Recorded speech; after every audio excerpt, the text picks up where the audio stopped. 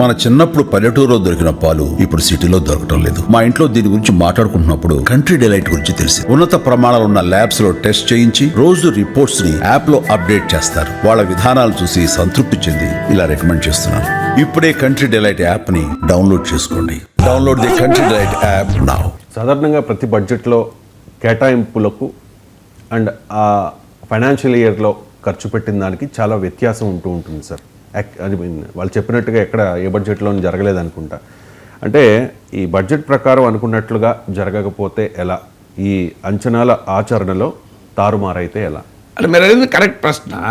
చాలా సందర్భాల్లో బడ్జెట్ను ప్రతిపాదించినట్టుగా ఖర్చు పెట్టరు. ఇప్పుడు మీకు తెలంగాణ ఎకానమీ పైన కాంగ్రెస్ ప్రభుత్వం వచ్చాక వైట్ పేపర్ పెట్టారు, మీకు గుర్తుండే ఉంటుంది. దాంట్లో చెప్పింది అంటే గత 10 ఏళ్లలో 20% ఫాల్ తేడా. అంటే బడ్జెట్లో ప్రతిపాదించిన దానికి యాక్చువల్గా ఖర్చు పెట్టిన దానికి 20% తేడా ఉంటుంది.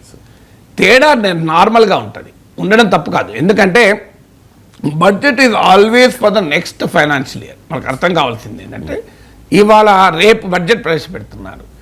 అది ఏ ఫైనాన్షియల్ ఇయర్కు 2025-26. అది ఎప్పుడు స్టార్ట్ అవుతుంది? ఏప్రిల్ 1, 2025లో స్టార్ట్ అవుతుంది. సో బడ్జెట్ ఫిగర్స్ ఆర్, అందుకే వాటి ఎస్టిమేట్స్ అంటారు, బిఈ అంటారు, బడ్జెట్ ఎస్టిమేట్స్. బడ్జెట్ అంచనాలు, they are not budget figures, they are budget estimates. అంటే నాకు నెక్స్ట్ ఫైనాన్షియల్ ఇయర్లో ఈ రకంగా ఆదాయం వస్తుంది, దీన్ని నేను ఈ రూపంలో ఖర్చు పెడతాను, ఇంకేమైనా డెఫిసిట్ లోటు ఉంటే దాన్ని ఈ రకంగా పోడ్చుకుంటాను అని ఆర్థిక మంత్రి ప్రతిపాదిస్తారు. కానీ అనుకున్నట్లుగానే ఆదాయం రావాలని రూల్ ఏం లేదు కదా. ఏదైనా కారణాల రీత్యా ఆదాయాలు ఆశించిన స్థాయిలో రాకపోవచ్చు, ఎక్కువ కూడా రావచ్చు. అలాగే అనుకున్నట్టుగానే ఖర్చులు ఉండకపోవచ్చు కదా. ఇప్పుడు కోవిడ్ లాంటిది వచ్చిందంటే మొత్తం మారిపోతుంది, నీకు ఎకానమీ కంప్లీట్ తలకిందులవుతుంది. ప్రతి ఇయర్ కోవిడ్ రాదు, కానీ నార్మల్ ఇయర్స్లో కూడా ప్రభుత్వాలు ఆ అంచనా వేసిన దానికి అక్యురేట్గా ఆదాయము రాదు, అక్యురేట్గా ఖర్చులు ఉండవు. అది కూడా ఒక రంగానికి ఎక్కువ ఖర్చు ఉండొచ్చు. ఇప్పుడు ఉదాహరణకు సడన్గా బార్డర్లో ఏదో టెన్షన్లు పెరుగుతాయి, రక్షణ పైన మనం ఎక్కువ ఖర్చు పెట్టాల్సి ఉంటుంది. సడన్గా మీకు వాతావరణ పరిస్థితులు బాగాలేక కరువు వస్తుంది, వ్యవసాయం పైన ఎక్కువ ఖర్చు పెట్టాల్సి వస్తుంది. లేదు కొన్నింటి మీద తక్కువ, ఒకదాని మీద ఎక్కువ ఖర్చు పెట్టాలంటే ఆటోమేటిక్గా ఒకదాని మీద తగ్గించాలి. ₹100 అవే కదా, ఒక దగ్గర ఎక్కువ ఇచ్చారంటే ఇంకో దగ్గర తగ్గించాలి. దీన్ని ఎప్పటికప్పుడు మరి ఏంటి, పార్లమెంట్ ఆమోదం పొందాలి. పార్లమెంట్ ఆమోదం పొందకుండా ₹1 కూడా ఖర్చు పెట్టవద్దని మీరే చెప్పారు కదా సార్ అంటారు. మళ్ళీ ఎలా అంటే దానికి సప్లిమెంటరీ డిమాండ్స్ ఉంటాయి. ఎప్పటికప్పుడు పార్లమెంటుకు వచ్చి ఫైనాన్స్ మినిస్టర్ సప్లిమెంటరీ డిమాండ్స్ ప్రవేశపెడతారు. అంటే ఇంకో నేను ఇంత ఖర్చు అవుతుంది అనుకున్నాను, కానీ నాకు ఇంకా ఎక్కువ డబ్బు ఖర్చు అవుతుంది, అందువల్ల నాకు అదనంగా కేటాయించడానికి అనుమతి ఇవ్వండి అని పార్లమెంట్కి వస్తారు. వాటినే సప్లిమెంటరీ డిమాండ్స్ అంటే. చదువుతోనే సమాజంలో మార్పు సాధ్యమని నమ్మిన వ్యక్తి, మారుమూల గ్రామంలో పుట్టి వేలాది మందిని మేధావులుగా తీర్చిదిద్దిన విద్యావేత్త, మనలో ఒక్కడు మల్క కొమురయ్యకు టీచర్స్ ఎమ్మెల్సీ ఎన్నికల్లో మొదటి ప్రాధాన్యతగా ఓటేద్దాం, గెలిపిద్దాం. అందుకే మీరు బడ్జెట్ ప్రవేశపెట్టేటప్పుడు మీరు అడిగిన పాయింట్ ఇంపార్టెంట్ పాయింట్. అనుకున్నట్లుగా ఖర్చు జరగదు, అనుకున్నట్లుగా ఆదాయము రాదు, ఎక్కువ కావచ్చు తక్కువ కావచ్చు. అందుకే ప్రతి బడ్జెట్లో 3 రకాల ఫిగర్స్ ఇస్తాడు finance minister. Budget at a glance అని ఒక పుస్తకం ఉంటుంది. ఆ బడ్జెట్ ఎట్ ఎ గ్లాన్స్లో 3 ఉంటాయి, బిఈ, ఆర్ఈ, యాక్చువల్స్ అని. మీరు a budget at a glance open చేసి చూడండి. B E, R E budget estimates, revise estimates and actuals. ఎప్పుడు కూడా ఈ 3 గణాంకాలను కలిపి చూడాలి, విడిగా చూడద్దు. అయితే కొన్ని సందర్భాలు ఇప్పుడు తెలంగాణలో ప్రభుత్వం మారింది అంటే బడ్జెట్ రివైజ్లు సేమ్ ఉండొచ్చు, యాక్చువల్స్ అంటే అది టీఆర్ఎస్ గవర్నమెంట్ టైంలో జరిగిన ఖర్చు, అలాంటి ఇబ్బందులు ఉండొచ్చు. కానీ కేంద్ర బడ్జెట్లో ఆ ప్రాబ్లం లేదు, ఎందుకంటే ఒకటే పార్టీ అధికారం ఉంది కనుక. Budget estimates are always for the next financial year. అంటే వచ్చే సంవత్సరానికి గాను ఇవి గణాంకాలు, పద్దులు 2025, 2026. రివైజ్ ఎస్టిమేట్స్ అంటే ఏంటంటే కరెంట్ ఫైనాన్షియల్ ఇయర్. ఇప్పుడు మనం ఏ ఫైనాన్షియల్ ఇయర్లో ఉన్నాం? 2024-25లో ఉన్నాం. 2024 ఏప్రిల్తో మొదలై 2025 మార్చితో ముగుస్తుంది ఈ ఫైనాన్షియల్. మనం ఇవాళ జనవరి 31 ఉన్నాం, అంటే ఇంకా 2 months ఉన్నది. ఇప్పుడే బడ్జెట్ వస్తుంది. అందువల్ల ఈ వాస్తవంగా మొత్తం ఇయర్కు సంబంధించిన గణాంకాలు ఫైనాన్స్ దగ్గర ఉండవు, ఎందుకంటే ఇంకా 2 నెలలు ఏడాది పూర్తి కాలేదు కదా. ఈ బడ్జెట్ ఎక్సర్సైజ్ స్టార్ట్ అయ్యి కూడా 1 month అయి ఉంటుంది. అందువల్ల 3 నెలల ఫిగర్స్ ఉండవు ఈ ఫైనాన్షియల్ ఇయర్ కూడా, కానీ 9 నెలల ఫిగర్స్ ఉంటాయి. 9 నెలలేమో రియల్ ఫిగర్స్ ఉంటాయి. ఈ 9 నెలల ఫిగర్స్ ఆధారంగా 3 నెలలకు అంచనా వేస్తారు, ఎక్స్ట్రాపులేషన్ అంటారు ఎకనామిక్స్లో.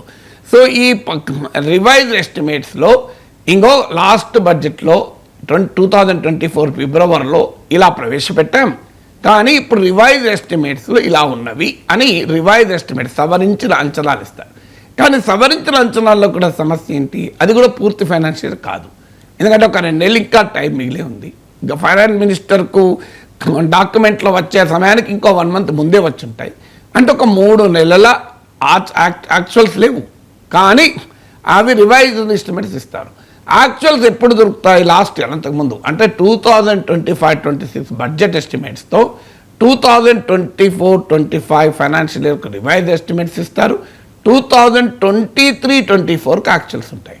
అందువల్ల ఎప్పుడు కూడా మన యాక్చువల్స్ అనేది కరెక్ట్, బడ్జెట్లో ప్రతిపాదించిన దాన్ని బట్టి మనం బోల్తా పడకూడదు. అయితే ప్రభుత్వాలు ఏం చేస్తాయి తెలివిగా, బడ్జెట్లో ఎక్కువ చెప్తుంటాయి. Always budget is an inflated డాక్యుమెంట్గా ఉంటుంది.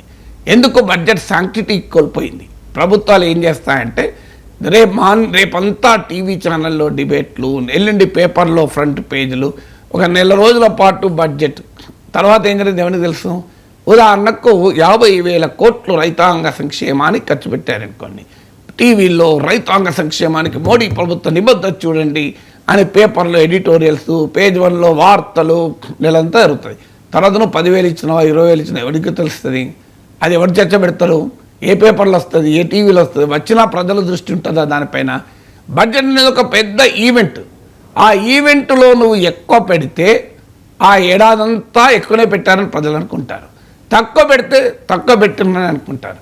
మీకు ఉదాహరణకు పెళ్ళిళ్ళలో కనుక పెళ్లి కొడుకు పెళ్లి కూతురు పైన చిరాకు పడ్డాడు అనుకోండి, తర్వాత వాడు జీవితం అంతా కొంగు పట్టుకొని తిరిగినా బంధువులందరూ ఏమనుకుంటారు, పాపం బిడ్డ ఎంత కష్టపడుతుందో అని. కానీ మీ ఆయన ఎలా ఉన్నాడమ్మా, అట్లే ఉన్నాడా, ఇంకా కోపం అంటారు. మా ఆయన కోపం ఎక్కడిదత్తమ్మా, మా ఆయన కోపం ఎక్కడిది పెద్దమ్మా, నా కొంగు పట్టుకొని తిరుగుతుంటే ఏమో బిడ్డ ఎవరు కడుపు చించుకుంటే కాళ్ళ మీద పడుతుంది, ఎందుకు చెప్పుకుంటారు బిడ్డ, కానీ చూసినాం కదా పెళ్ళిళ్ళు అంటారు, అవునా కదా. అందుకే పెళ్ళిళ్ళ బాగా ప్రేమ ప్రదర్శించారనుకోండి పెళ్లి కొడుకు, అబ్బా మీ ఆయన చాలా ప్రేమ కదమ్మా, నీకంతా నీకు తెలుసా నాకు తెలుసా, పెళ్ళిళ్ళ బడే యాక్ట్ చేసి సాగొడతాను ఇప్పుడు అంటారు. అందువల్ల మనకందరికీ పెళ్ళిళ్ళలో చూసిందే తెలుస్తుంది తప్ప తర్వాత తెలియదు. ఇది కూడా అంతే, బడ్జెట్ కూడా పెట్టిన రోజు నెక్స్ట్ డే 15 రోజుల పాటు ప్రజల దృష్టి ఉంటుంది, చర్చ అంతా ఉంటుంది, తర్వాత ఎవడు పట్టించుకుంటాడు. అందుకే ప్రభుత్వాలు ఏం చేస్తాయి తెలివిగా హెడ్లైన్ గ్రాబింగ్ అంటారు.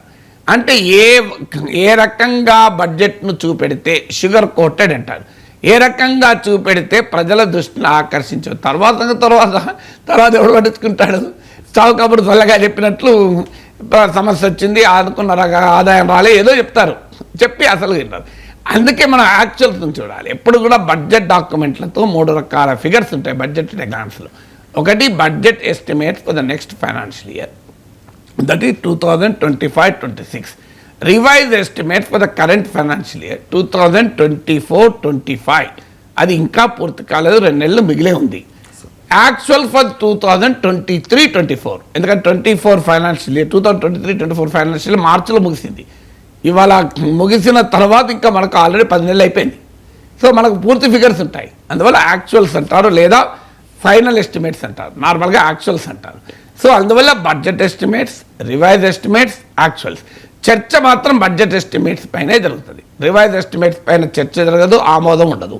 ఎందుకంటే అది ఆల్రెడీ సప్లిమెంటరీ డిమాండ్స్ రూపంలో పార్లమెంట్ ముందుకు వచ్చినవే కనుక. ఇక యాక్చువల్స్ పైన కూడా చర్చ ఉండదు. చర్చ ఆల్రెడీ ఓన్లీ బడ్జెట్ ఎస్టిమేట్స్ పైన ఉంటుంది. ఆమోదం పొందాల్సినవి కూడా బడ్జెట్ ఎస్టిమేట్స్, కానీ రెఫరెన్స్ పాయింట్గా ఉపయోగపడే కీలక గణాంకాలు రివైజ్ ఎస్టిమేట్స్, యాక్చువల్స్.